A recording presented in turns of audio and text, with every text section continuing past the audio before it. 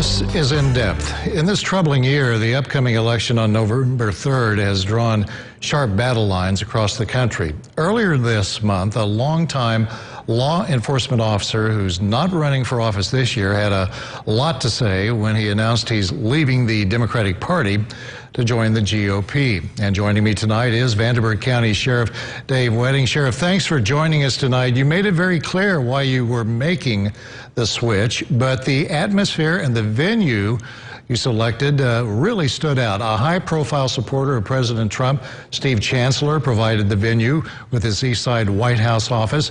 Mayor Lloyd Winnecke, Lieutenant Governor Suzanne Crouch, Democratic City Council member Missy Mosby were there. You say you're not running, but it sure did look like a campaign rally. What do you say?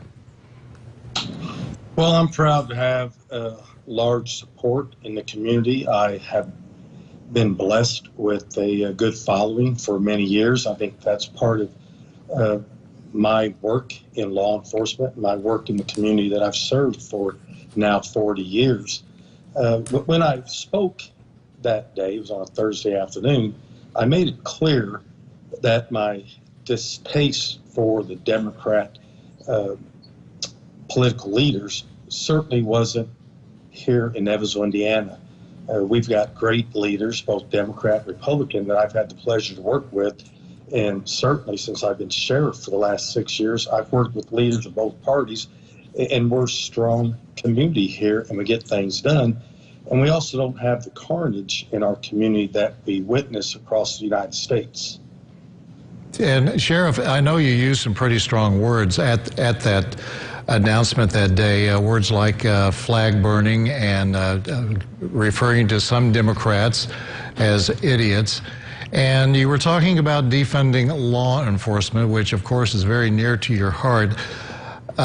Let's talk about that. Defunding law enforcement, just using those words now, and words can have a lot of weight to them, as you well know. There are proposals nationwide that are taking some money and putting it elsewhere to take the burden off of police officers. How do you treat that, and how do you interpret defunding law enforcement? Well, first of all, people need to look at what are they going to do and how they're going to do it when they defund police officers and police agencies. If you witness the activity going on in the United States, our rule of law has been compromised. We are not holding people accountable for breaking the law. Take places like Seattle and Portland, where you have riots night after night, with just millions of dollars in damages and overtime to police for trying to protect the cities. And you have mayors sitting back doing absolutely nothing. And as a leader of law enforcement, I would find it outlandish to put my deputy sheriffs out on the front line with being attacked every night. And they're not winning the battle. And if they do make an arrest, generally the Democrat prosecutors release the people so quick, it's shocking to the police. Law enforcement, remember, we do almost 80% of our work is not law enforcement. We're making runs with people who are having problems with an elderly parent suffering dementia that may walk away from the house. We have runs where a 16-year-old kid may be arguing with the parent. We have problems with spousal abuse. But we make so many runs that maybe a social worker may be able to do that. But the problem, when you make a run, you don't know the volatility associated with the residents you're making the run. Law enforcement goes to protect the community because we don't know how that could turn into violence very quickly. And Sheriff, this really reminds me of a conversation that you and I had when we were doing that Eyewitness News series, A Community in Pain, and we were at the Vanderburgh County Jail.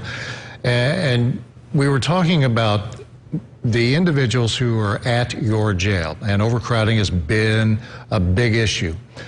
And you were saying that many of your deputies are put in a position, and law enforcement officers in general, where they have to be either social workers dealing with mental health issues or addict intervention individuals.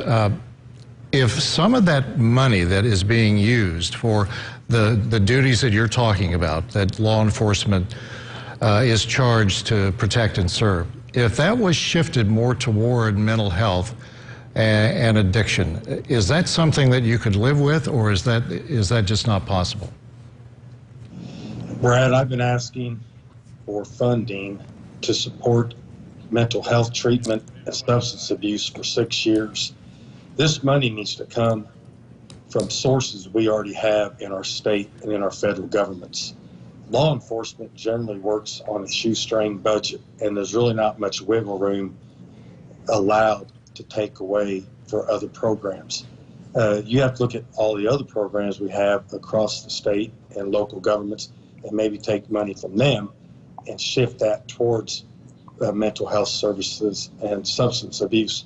Trying to take money from law enforcement when you're already strapped isn't a very good scenario.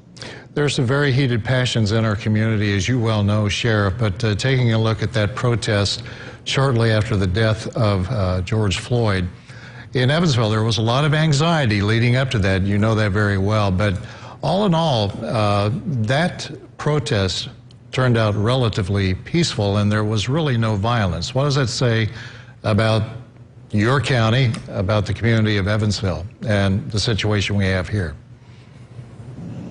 Well, we are blessed here in Evansville, Indiana, in Vanderburgh County, because we have strong leaders. Our churches are strong. They're very active in the communities that they serve. We have open dialogue with the people in our community, and we seem to work well together. I hope we continue to do that, unlike the cities of Portland and Seattle. It's interesting to note, years ago, and you can look at photos pulled up in the rallies and the protests, when Martin Luther King led very large protests in the 60s, they were generally dressed in suit and ties, or certainly dress slacks and dress shirts. And they came there with a very important message. When we see people come out now, especially in Portland, Seattle, Kenosha, Rochester, they're coming there dressed to fight. That's the things we've got to stop. And I know you're speaking as a law enforcement officer here, Sheriff Wedding, but could you possibly see some of the vented up emotion from individuals in Black America or in any part of America where people have been living a history of racial discrimination, not justifying the violence or anything like that, but can you empathize with basically the attitude, enough is enough? And that's not pointing a finger necessarily at law enforcement, but just white America over Black America. I think you will have racial discrimination as long as the world exists. What we need to do is work hard, both sides, to figure out a way to solve it slowly. It's not going to change overnight. This has been going on for years and years, and you can't turn a light switch on and end the problem. What happens when you see the violence across the United States, it compounds the problem because it makes people more angry against each other. If you try to come together peacefully and get people who can sit and have roundtable discussions, meet with the legislators, commissioners, governors, and say, here's what we need to do, then I think we would solve the problems. Going out fighting, murdering, burning police cars, running police out of police stations isn't the way to solve your problems. All right, Vanderburgh County Sheriff Dave Wedding, perhaps in the near future we could get law enforcement officers together on this program, this venue, and members of the Black Lives Matter movement, civil rights leaders, and have a frank conversation one-on-one. Thank you very much for joining us tonight. We appreciate it, Sheriff Wedding. Thanks for having me. All right.